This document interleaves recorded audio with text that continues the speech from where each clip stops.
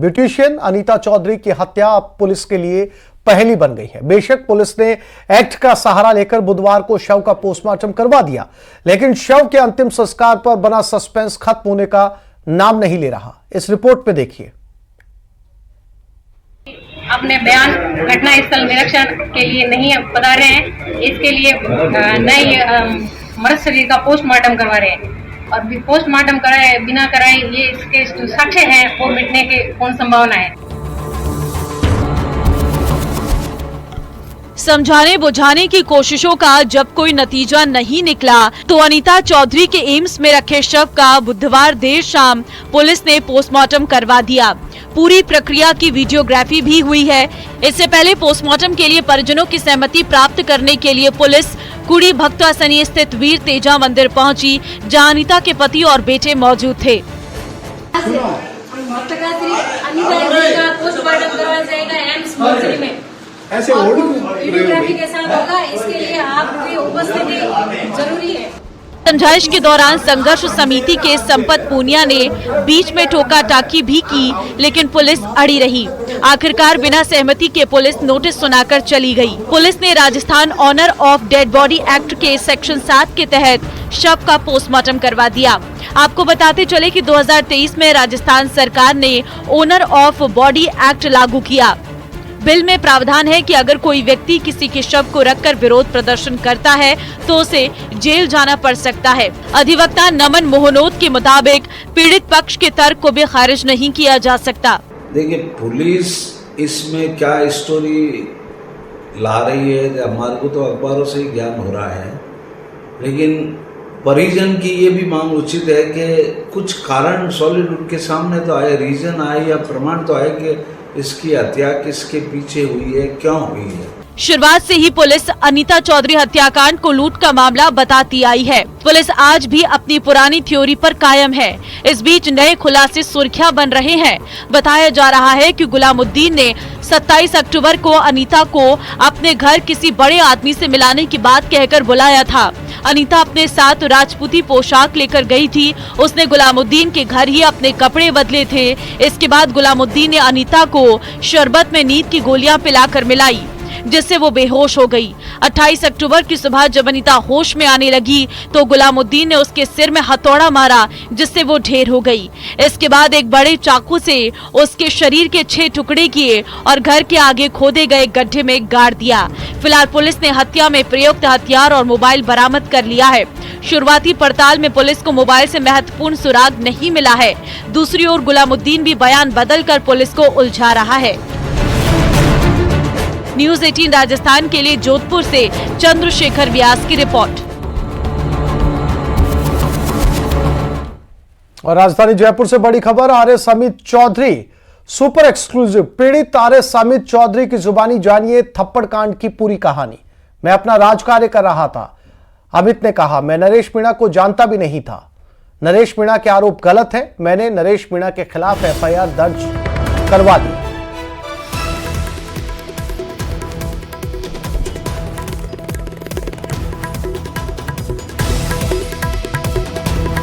अमित चौधरी के साथ न्यूज़ 18 राजस्थान में एक्सक्लूसिव बातचीत। ये वही अमित चौधरी हैं जिनके ऊपर नरेश मीणा ने हाथ उठाया था, थप्पड़ मारा था। इसके बाद पहली बार न्यूज़ 18 से बात करते हुए इन्होंने अपनी पूरी कहानी बताई। इन्होंने कहा वो नरेश मीणा को नहीं जानते थे, वो अपनी ड्यूटी पर मौजूद थे, तभी नरेश मीणा वहां पर पहुंचे। नियारा में मतदान के दौरान जो है निर्दलीय प्रत्याशी नरेश मीणा द्वारा एक आरएएस अफसर को थप्पड़ मार दिया गया, जिसकी गूंज जो है पूरे प्रदेश में है और ख़ास तौर पे आरएएस जो है, आरएएस अधिकारी जो हैं उनके बीच में काफ़ी आक्रोश भी है।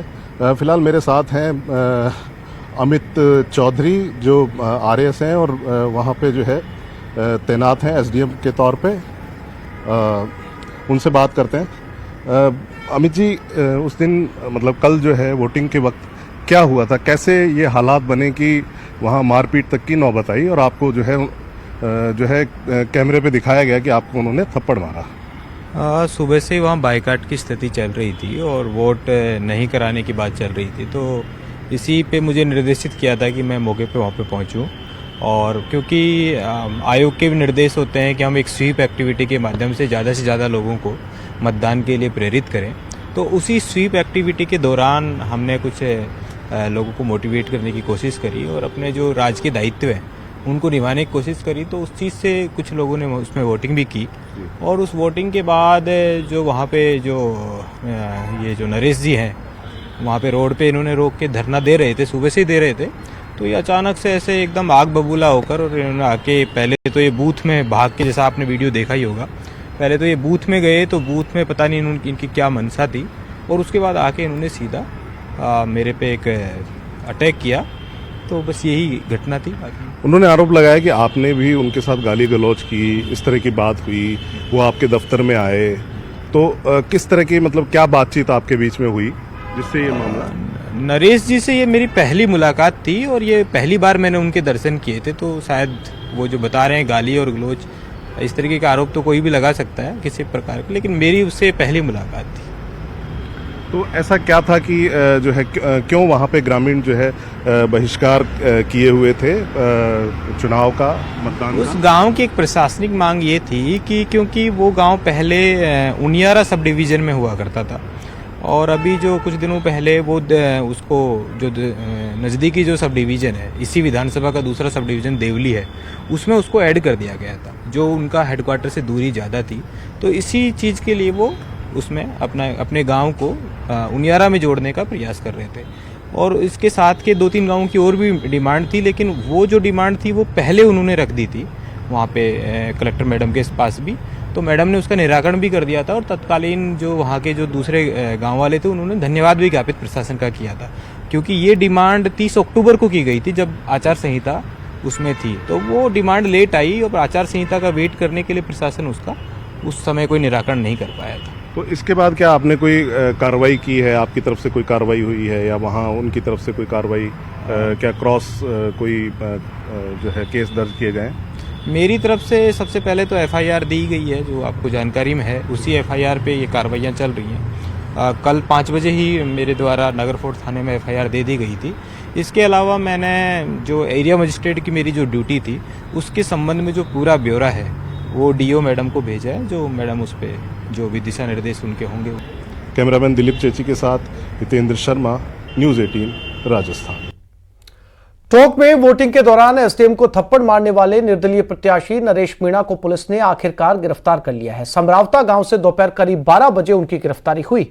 इससे पहले बुधवार रात गांव में हुए बवाल में कई लोग घायल हुए थे, जिसमें पुलिस वाले भी शामिल हैं। पूरे एरिया से 60 से ज्यादा गाड़ियों को उपद्रवियों ने आग के हवाले कर दिया था।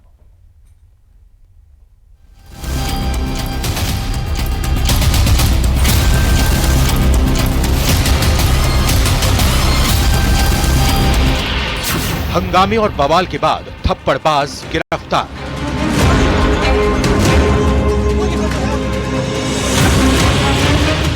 थप्पड़ कांड के बाद नरेश मीणा की गिरफ्तारी।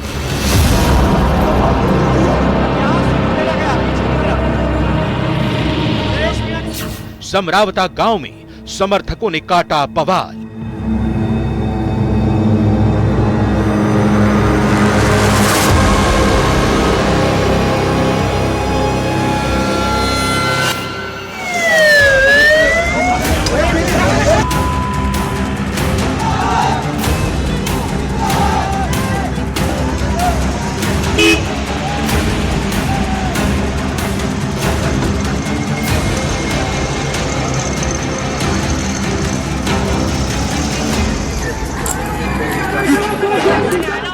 नरेश मीणा की गिरफ्तारी के बाद समरावता गांव में हालात काबू से बाहर हो गए।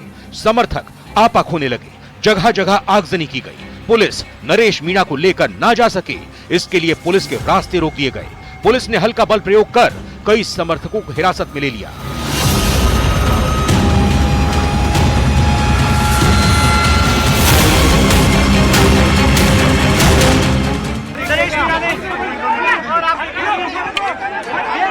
को अरेस्ट कर लिया गया। अब वज्रवान में बैठा लिया गया। पुलिस यहां से लेकर जा रही है। फोर्स डिप्लॉयड है। गांव को लगभग आधा खाली करा लिया था और चारों तरफ से फोर्स तैनात है और यहाँ इस वक्त नरेश मीणा को अरेस्ट कर लिया गया। वो नरेश मीणा जिसने एसडीएम अमित चौधरी को थप्पड़ मारी थी, और नरेश मीणा ने कुछ देर पहले न्यूज 18 इंडिया से कहा था उस थप्पड़ को भी जायज ठहराने की कोशिश कर रहे थे। नरेश मीणा कल धरने पर बैठे थे, और यही समरावता गांव है जिसने वोटिंग का बहिष्कार किया था। समरावता गांव की समस्या ये है कि इनको ये दूसरी तहसील में रहना चाहते हैं।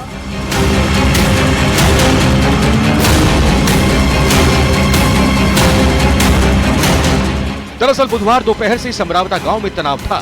निर्दलीय उम्मीदवार नरेश मीणा के एसडीएम को थप्पड़ जड़ने के बाद पुलिस प्रशासन और समर्थकों में तलवारें खींची थी। बुधवार रात नरेश मीणा समर्थक और पुलिस के बीच झड़प भी हुई। ऐसे में पुलिस के लिए नरेश मीणा को गिरफ्तार करना किसी चुनौती से कम नहीं था। पुलिस ने बुधवार रात भी नरेश मीणा को हिरासत में लिया था, लेकिन समर्थकों के हंगामे के बीच वो फरार हो गए।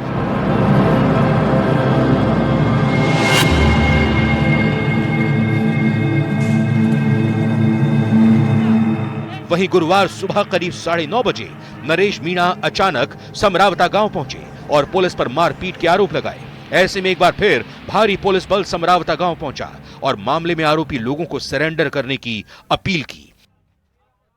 अब यह देखिए कि अब फोर्स वहां से गांव जो समर्थक थे समर्थन में आए थे उनको भगाने के बाद में फोर्स अब एक फोर्स का जो एक टुकड़ी है वो गांव से बाहर निकल रही है, लेकिन अलग अलग रास्ते जो चौक कर रखे हैं वहां पर अलग अलग जगह पर फोर्स का डिप्लॉयमेंट है और वो समर्थकों को भगाने की कोशिश कर रही है जो नरेश मीणा की गिरफ्तारी के विरोध में आए हैं।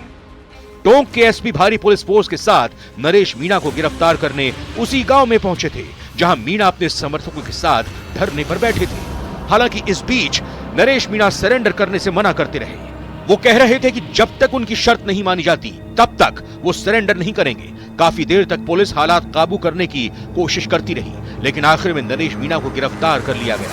उन्हें गाड़ी में बैठाकर पुलिस ले जाने लगी, लेकिन समर्थकों ने एक बार फिर हिंसक रूप अख्तियार कर लिया।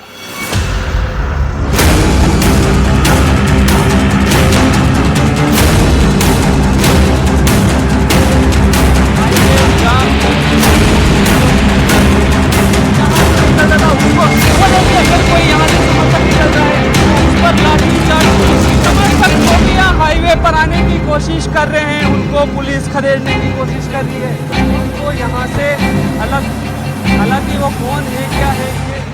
बहरहाल एसडीएम थप्पड़ कांड के बाद हंगामा भरपूर है। अब देखने वाली बात यह होगी कि हंगामे का असर राजनीति में किस तरह से देखने को मिलता है। टोंक से दौलत पारी की रिपोर्ट।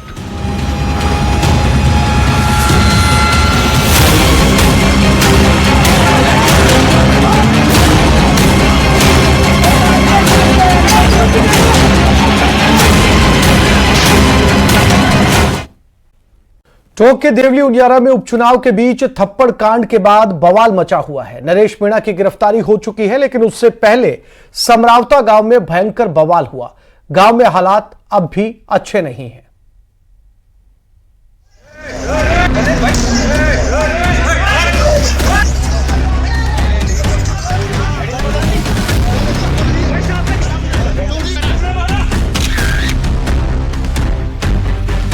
ये आगजनी, ये तहस नहस, मोटरसाइकिल, ये किसने और क्यों किया? ये सब पुलिस ने किया है। थप्पड़ कांड के बाद बवाल।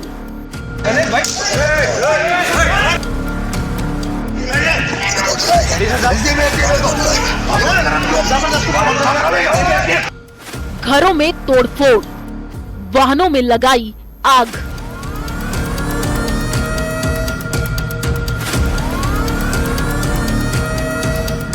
100 से ज्यादा मोटरसाइकिल और करीब 2 पुलिस के वाहन थे और उसके साथ ही साथ कई कार जीपे को आग के हवाले कर दिया गया। देर रात तक ये आगजनी और यहाँ पर मौके पर इस तरह की आगजनी होती रही। जले हुए वाहन और घरों के टूटे हुए कांच बयां कर रहे हैं कि समरावत गांव में हालात अच्छे नहीं हैं। आगजनी और पत्थरबाजी के बीच पुलिस से जाब्ता लगा है। अब तक कई लोगों की गिरफ्तारी हो चुकी है। टोंक के समरावता गांव में कल तक जहां उपचुनाव की गहमा गहमी थी, नरेश मीणा के एक थप्पड़ कांड ने यहां की तस्वीर बदरंग कर दी।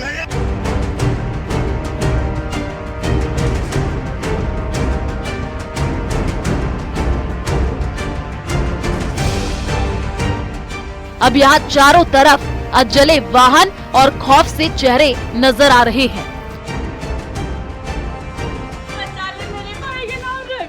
क्या कहाँ है भाई? पता नहीं, मिल रहा है नहीं। कितने साल का है? वो 20 साल का हो गया समथिंग, लेकिन उसका कोई कसूर नहीं, वो सिर्फ देखने आया था। हम रात भर के परेशान है, हमारे कोई भी नहीं है, घर नहीं, हम ढूंढ रहे हैं उसको। रात भर समरावता गांव में हंगामा होता रहा। पुलिस ने नरेश मीणा के समर्थकों को समझाने की कोशिश की, लेकिन जब कोई फायदा नहीं हुआ तो लाठीचार्ज किया गया। आंसू गैस के गोले भी छोड़े गए, लेकिन इस बीच में उनके समर्थक नरेश मीणा को पुलिस हिरासत से बाहर निकालने में कामयाब हो गए। मौके पर पुलिस और आरएएफ तैनात है। मामले में सीएम ने डीजीपी से फोन पर जानकारी ली। 60 से ज्यादा लोग हिरासत में लिए गए हैं।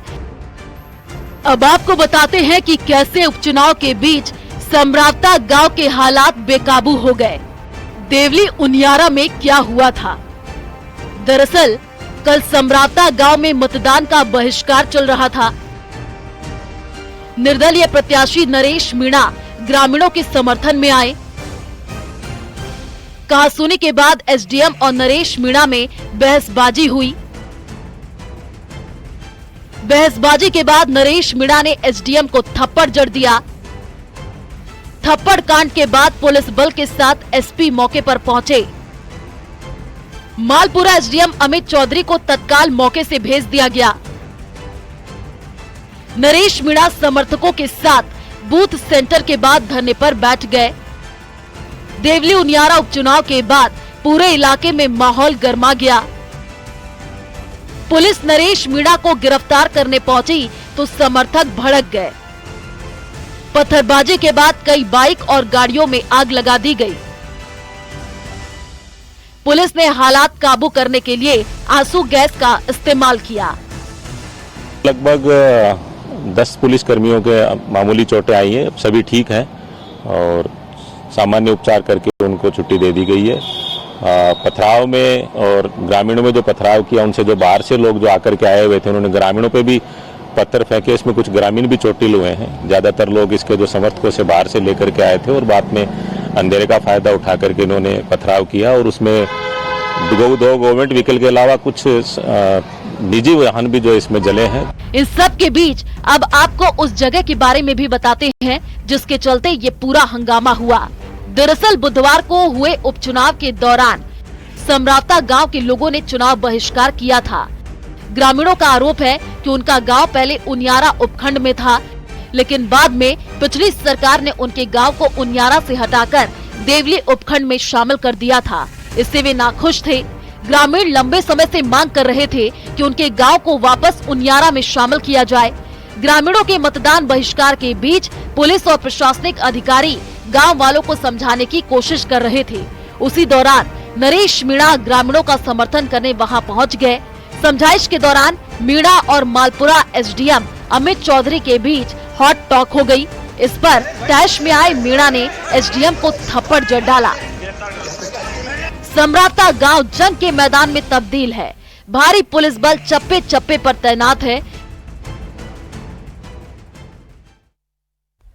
और जोधपुर से इस वक्त की बड़ी खबर, अनीता चौधरी की हत्या का मामला। शव के अंतिम संस्कार को लेकर पुलिस कर रही है कोशिश। देर रात पुलिस ने फिर से कोशिश की। अंतिम संस्कार को लेकर परिजनों को नोटिस देने की कोशिश की गई। वीर तेजा मंदिर कुंडी नोटिस लेकर पहुंची पुलिस, लेकिन समाज के लोगों के अलावा परिजन नहीं मिले।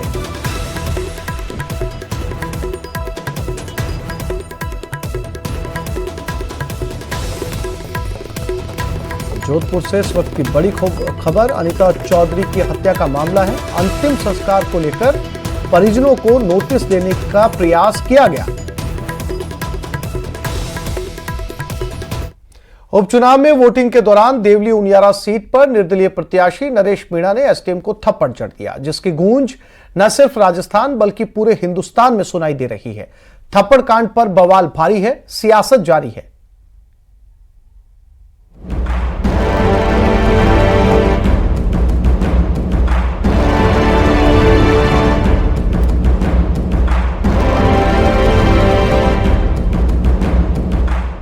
थप्पड़ कांड पर सियासत में उबाल। थप्पड़ लगाए कोई व्यक्ति, ये स्थिति बनी क्यों? कांग्रेस ने प्रदेश सरकार पर उठाए सवाल। सरकार जो है पूरे मामले को संभाल नहीं पा रही है, उनकी कानून व्यवस्था सही नहीं है। अगर हम संविधान को कमजोर करेंगे तो इस प्रकार की घटनाओं पर मैं समझता हूँ हम रोक नहीं लगा पाएंगे। सरकार ने आरोपों को किया दरकिनार। एसडीएम पर ऐसी कोई भी घटना स्वीकार्य नहीं है। दोषियों पर होगा करारा प्रहार। गड़बड़ी करने वाला कोई भी व्यक्ति हो, अपराध करने वाला कोई भी व्यक्ति हो, उसको तुरंत गिरफ्तार करके कड़ी से कड़ी कार्रवाई करें। बुधवार को निर्दलीय प्रत्याशी नरेश मीणा ने पोलिंग बूथ पर एसडीएम अमित चौधरी को थप्पड़ क्या जड़ दिया, सूबे का सियासी पारा चढ़ गया। प्रदेश के पूर्व मुख्यमंत्री अशोक गहलोत ने भजनलाल सरकार के इकबाल पर सवाल उठा दिए। जो कल की घटना बड़ी दुर्भाग्यपूर्ण घटना है। अब कल की घटना के बाद में आप बताइए, सरकार का इकबाल बचा है क्या? सरकार का इकबाल होता है गवर्नेंस के लिए। शासन तब होता है तब अच्छा गवर्नेंस में इकबाल बना रहे। गहलोत जहां गवर्नेंस को कटघरे में खड़ा कर रहे हैं, वहीं नेता प्रतिपक्ष टीकाराम जूली थप्पड़ कांड के बदले सूबे की सरकार पर अक्षमता और चुनाव में सरकारी मशीनरी के दुरुपयोग का आरोप लगा रहे हैं। घटना जो है काफी निंदनीय है और इस प्रकार की घटनाओं का हमारे समाज के अंदर कोई स्थान नहीं होना चाहिए। लेकिन साथ के साथ मैं ये कहना चाहूँगा, सरकार जो है पूरे मामले को संभाल नहीं पा रही है, उनकी कानून व्यवस्था सही नहीं है और जिस प्रकार का इनका काम रहा है, कई जगह पे खुद हमने, जैसे अलवर की हम बात करें तो हमने खुद चुनाव आयोग को शिकायत दी, वहाँ प्रेस कॉन्फ्रेंस हमने की कि किस प्रकार से जो पुलिस है वो पार्टी बन के बीजेपी के कार्यकर्ता के रूप में काम कर रही थी। तो इस प्रकार की जो चीजें हैं, ये अगर हम संविधान को कमजोर करेंगे तो इस प्रकार की घटनाओं पर मैं समझता हूँ हम रोक नहीं लगा पाएंगे। मामले से निपटने में देरी के कांग्रेस के आरोपों पर ऊर्जा मंत्री हीरालाल नागर कहते हैं कि बेगुनाह को बचाने के चक्कर में पुलिस प्रशासन फूंक फूंक कर कदम उठा रहा है, लेकिन इसका मतलब ये नहीं है कि सरकारी तंत्र मूकदर्शक है। भजनलाल सरकार दोषियों के खिलाफ कड़ी कार्रवाई की बात कह रही है। उस करने वाला व्यक्ति कोई भी हो, जो अपराध करेगा उसके खिलाफ सरकार सख्त है। निश्चित रूप से हम पूरे प्रकरण की जांच करवा रहे हैं, पूरा रिपोर्ट मांग रहे हैं। एक अधिकारी पर थप्पड़ मारना या उस पर अटैक करना या अव्यवस्था फैलाना, कानून को भंग करना, ये किसी भी रूप में न्यायोचित नहीं है। और मेरा देवली, उनियारा और आसपास के समस्त गांवों वालों से मेरी विनम्र अपील है कि शांति व्यवस्था बनाए रखें। कानून अपना काम कर रहा है और दोषी भले कितना ही बड़ा क्यों नहीं हो जाए, वो कानून की गिरफ्त से कभी नहीं बच सकता। थप्पड़ कांड से नाराज 927 आरएएस अधिकारी पेन डाउन हड़ताल पर चले गए। उनके साथ ही 35-40 हजार कर्मचारियों ने भी कागजात छोड़ दिए हैं। अधिकारियों कर्मचारियों ने नरेश मीणा की गिरफ्तारी के साथ ही चुनाव के दौरान ड्यूटी करने वाले अधिकारी के साथ मारपीट करने वालों पर कानूनी कार्रवाई की मांग भी की है।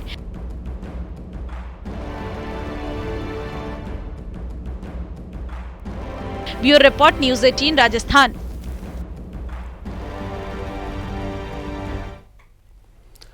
बाड़मेर में जन सुनवाई के दौरान एक शिक्षक के फूट फूट कर रोने का वीडियो वायरल हो रहा है। आखिर क्या रही वजह, देखने के लिए इस रिपोर्ट को देखिए।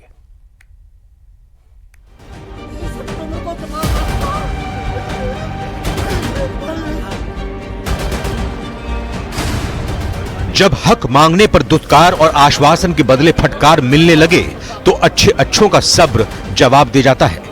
जब गुहार नक्कार खाने में तूती की आवाज साबित होने लगे तब सीने में उमड़ रहा विषाद का पवंडर इसी तरह बाहर आता है, जैसा आप अपनी टीवी स्क्रीन पर देख रहे हैं।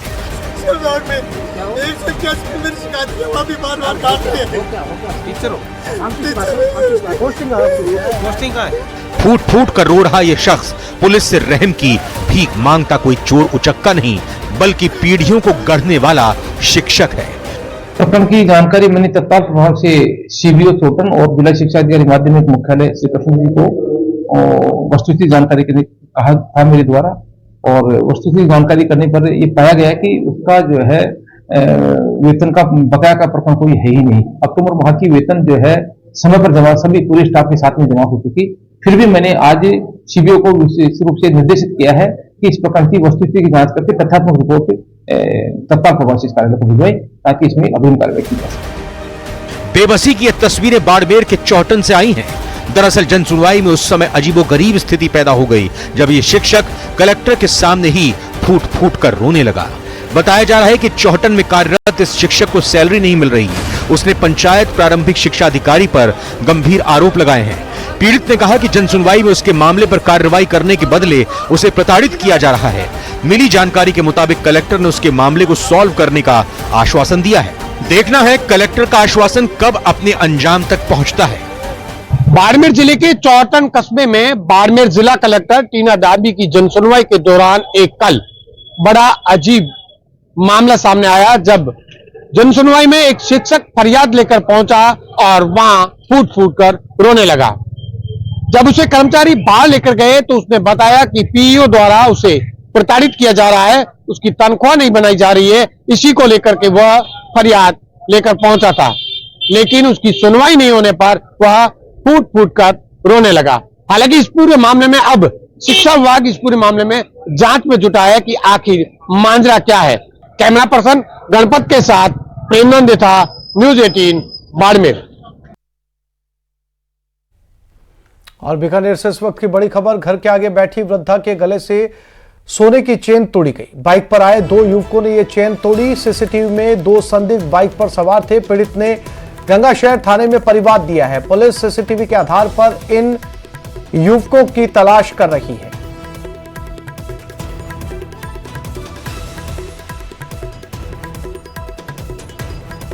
तो बीकानेर में घर के आगे बैठी हुई एक वृद्ध महिला, एक बुजुर्ग महिला की चेन को बाइक पर आए दो लोग तोड़कर भाग गए। आसपास लगे सीसीटीवी फुटेज को खंगाला गया तो ये तस्वीरें जो हैं वो सामने आई।